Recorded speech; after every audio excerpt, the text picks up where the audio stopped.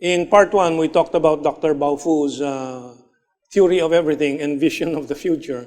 Inevitably, we touched already on the issue of democracy, capitalism in the coming decades and the coming century. But now we'll focus on it. So what will happen to democracy and capitalism in this 2 or 3 decades to come? Let's pick some example. Let's talk about democracy as the first example. In the U.S. nowadays, we have some fundamental problems about democracy. It's not just about Trump and some of his white nationalist followers. That can be another problem. But a deeper problem is not about Trump. The deeper problem is about the political system itself, the democratic system. For example, in the U.S., they have what I call in my publications reverse racism, reverse sexism, reverse classism. Let me give you some example. Nowadays, in the U.S., if you criticize a black, and if you are not a black, the chances they will call you a racist. Even when you have not even finished your argument, it's automatic. If you criticize a woman, then she will say you are a sexist. But if a woman is allowed to criticize a man, that's called justice. A black can criticize a white, that's called justice. No matter what he said, he or she is allowed to say it. But when you question them, when you question feminism, when you question black, that's a scholarship, they automatically say you are racist and sexist. If you criticize the poor, they think that you are classist. But it's okay to criticize the rich.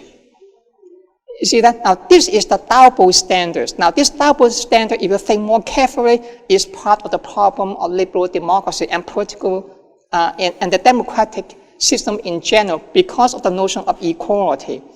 And I argue in my book, for example, that equality is mistaken as a political ideology. I propose that for every equality that you implement, the other side of that is also inequality. And the two of them will fight with each other. And that's why when we fight for equality, let's say in this case, affirmative action program, it produces the other side in new inequality. And this kind of reverse racism, reverse sexism, reverse classism is a good example. The classic, the most extreme case like that nowadays is not in America, it's in Scandinavia. I mean, they go to the extreme. Example, I met some people and they told me that, let's say in Scandinavia nowadays, you are not even allowed to use the word he or she. They have a more neutral word. And men have to be acculturated to be more feminine, to understand femininity. You see that? Now, this is a major problem. Not this book, not that's another book. So Beyond Nature and Nurture, there's another book. I argue that there are some biological differences between men and women, biological differences between different races, biological differences between different ethnicities. Biological differences. Such that the very notion of equality is an old-fashioned ideology, let's say, especially in the age of the Enlightenment. Liberal democracy, as we understand it nowadays, you have to go back to the age of Enlightenment, especially in relation to social contract theory in the West and also creation theory. In the US, for example, we used to say all men are created equal. Number one, that's not true for 2 reasons. Number one, it's based on creation theory. Many people do not believe in creation, but that all men are created equal. Number one. Problem number 2, they are equal, but they are not equal. They have never been equal. If you look at the biological differences in the animal world, and we are animals, by the way, even though we do not like to think that we are animals, we are humans, we are superior to humans. I argue that we are not. In many ways, we are very animalistic. And there is some biological difference between the different races, different genders, different sex, different classes, for example. And that is something that the foundations of the democratic ideology are mistaken based on the one assumption, one foundation. Remember China during the Cultural Revolution, they fell, the society collapsed. They even make men and women dress alike. Do you remember that? That's right. Equality again. And the pants and Scandinavia, they are doing that. They are the most extreme case, but they will not. That is not sustainable. Democracy is failing in our time. And I argue that it's not just the end, it's also the beginning of new ideologies now. And that's why what I said is very politically incorrect, contrary to what we have been thinking, the political correctness. But my job is to question all of them. And we are entering into that age. China, by the way, is a good example. I argue in another book, not in this one, the previous one, Beyond the World of Titans, for example, I argue that what China is doing and India to be the next two is that they will question the most fundamental basis of the world order that we have seen in the last few hundred of years, especially since the rise of the West. And so that's why the rise of China is so threatening, especially in the West. Especially, now I have been in more than 82 countries right now. I live in many of them. And in some other countries now, they welcome the Chinese model. But they don't talk about it in the West. If you look at the Western mass media, now they are bashing China. That is the new kind of sport, so to speak. But that's very damaging to the West because they refuse to understand the new reality which they do not want to see. And that is some of the visions that I'm proposing. Well, 2 points. One, the contradictions and the synthesis, isn't that part of the dialectical framework of analysis? Yes, yes. Now here is another theory too. I did not talk about that because I have 106. Another theory of mine, for example, is about the nature of logic. Now, I question some of the most fundamental foundations in human knowledge, especially since the rise of the West, which is the classical symbolic notion of logic, either or. For example, in the Western system, you are in a court. Either you are guilty or you are innocent. Either or, okay? When they ask you a question, yes or no, you have to say yes, sir, or no, sir, for example. Now, I question them. I think that kind of logic is also mistaken in a certain way. There's some alternative understanding of reality. I talk about dialectic logic, but dialectic logic has a bad name, especially since the time of Karl Marx, for example. His logic is dialectic, but his vision is not quite correct. So dialectic, when people hear about that, say, oh, that's old-fashioned.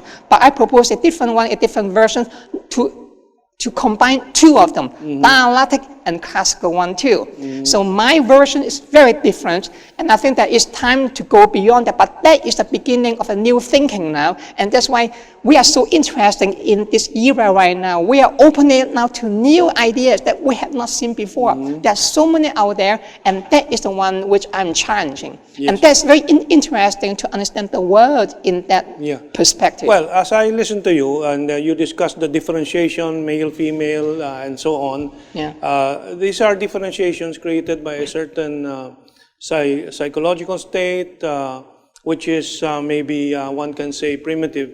I am today basing my own humanist vision and faith, in quotation marks, on three things. Biocentrism, I don't know if you've heard of that, Robert Lanza, a physicist. Anthropomorphic universe of Rupert Sheldrake, which sees the world and the universe as one reality tied up in a matrix, where the differentiations, I believe, do not matter, as you tried to explain earlier. And of course, the primary foundation of this is the insights that this quantum theory has provided with quantum entanglement, where everything is tied up together, past, present, and future, and so on.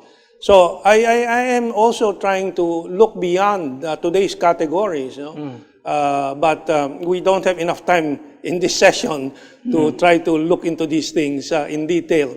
But I can see that, for example, in biocentrism, where one learns and appreciates and understands and accepts that this table is really consisting of empty space, because the atoms and so on are really very far apart. And we create the reality. Our consciousness creates the reality that we see. But anyway, I will not belabor these points at this time because we won't have the time. The point is, yes, there is a way of looking at everything so differently as you are doing too. But, well, for me, I don't have time, since I'm not an academic, to devote all my life to this. I just have to try to put together certain theories to make my life meaningful and to go beyond the anxiety of death and so on, and say, with these three theories and the reality that matter is not created nor destroyed, And if you have this matrix where our energy and matter persists even beyond the physical existence or being, then I'm sure I am relevant. In fact, one of the points about Rupert Sheldrake's theory is that all our thoughts, our actions, maybe a throwback to Carl Jung's collective unconscious. No? All our actions, our decisions are embedded in this matrix. Therefore, there is a moral basis for one's correct action. But anyway, I don't know. I'm throwing this to you for whatever reaction you have. Yeah, what you are saying is also very interesting too, but this is very different from what we have spoken before about capitalism, democracy, and all that. But this is something that's farther into the future. I have written a larger book on this topic. On the question of quantum mechanics, I just have a new book, The Future Post-Human Physics, in 2 volumes. I talk about quantum mechanics too, and talk about the biocentrism and many other things. I talk about the post-human life forms. So, see, what is interesting for the future, at least for visionaries like me, is that we look into some new ideologies, new futures that we have not known before, that we have not lived before. And this kind of life form that you are proposing, and many of the things is something that I am proposing myself too, is that the post-human life forms are entering into different things, horizon, different dimensional space and time that humans have never seen before. Precisely, yeah. So in many of my theories about physics, about cosmology, about religion, about all the things that you just mentioned, is to look into some kind of new dimensions that the human's mind cannot quite understand, have not been able to experience or capture. And including some of the visions that you have in mind. But I just want to point out, though, by the way, be very careful, because many of the things that you said about biocentrism or quantum mechanics, all that, many of them are based on speculation, okay? And many of them are very, very controversial.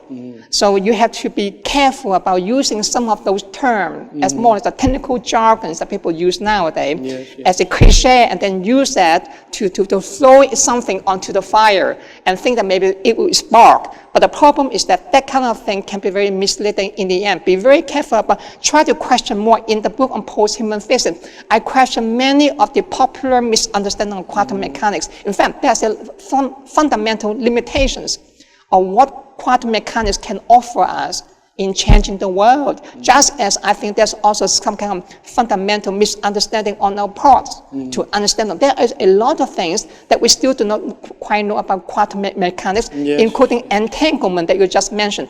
Why entanglement exists in that way? Why? I mean, well, now we go to deeper and deeper question. So, but having said that, I do agree that we are moving toward that direction, and I propose a lot of different visions about the mind and the cosmos in the future, not in the universe that we are living. We are also moving far away toward that. But this, by the way, will not be in your lifetime and in my lifetime. Now we are talking about far in the future. I have also spoken about that too. My theories, which of course are speculative because we are limited by our human capacities and limitations. My theory leads to the practical application of discarding religion and the mythologies about death to a scientifically based, with an element of faith, that we exist because of quantum physics and physics in general, the conclusions that we draw from that. But we have to take a break now, and we'll look at other applications of these things in our last part, the US and China in the 21st century. Okay, let's take this break. So you can see wala